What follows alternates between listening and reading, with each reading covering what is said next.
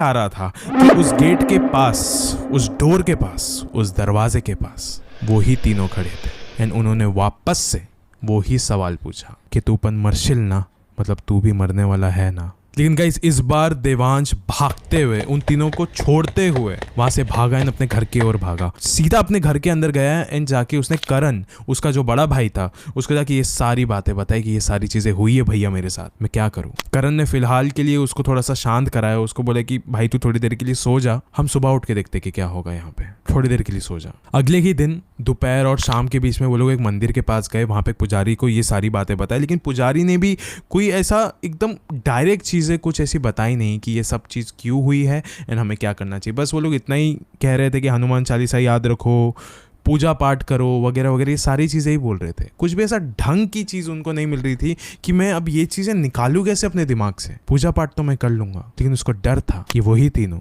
उसको वापस से ना मिल ले। फिर कुछ देर बाद देवांश के बड़े भाई करण को एक चीज़ याद आई कि बहुत सालों पहले अंधेरी में ही उनका एक दोस्त लाइक नाइट टेक्नीशियन का काम करता था for error and technical problems वगैरह वगैरह। एंड फाइनली फिर वो दोनों देवांश एंड करण उसके दोस्त के पास चले गए।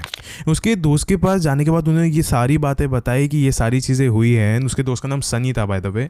फिर सनी ने कहा कि हाँ तो ये हुआ मतलब क्या। फिर उन्होंने बोला अरे मैं पूरी तरीके से डर चुका हूँ, इसका मैं करूँ क्या और ये सब चीज़ें हुई क्यों है। फिर सनी ने कहा कि मुंबई लोकल में साल में 2000 से ज्यादा लोग मरते हैं, कभी गिर के मर जाते हैं, कभी तड़प तड़प के मर जाते हैं, कभी कोई करता है। And Mumbai local railway station में of course Andheri railway station का भी नाम आता है, जहां पे भी ऐसे हादसे बहुत ज्यादा हुए हैं। अगर कोई करके मरे तो भी तड़प के मर जाते हैं, कभी कोई करता है। And Mumbai local railway station में of course Andheri railway station का भी नाम आता है, जहां पे भी ऐसे हादसे बहुत ज्यादा हुए हैं। अगर कोई करके मरे तो भी उसको प्रेत आत्मा ही बनना है।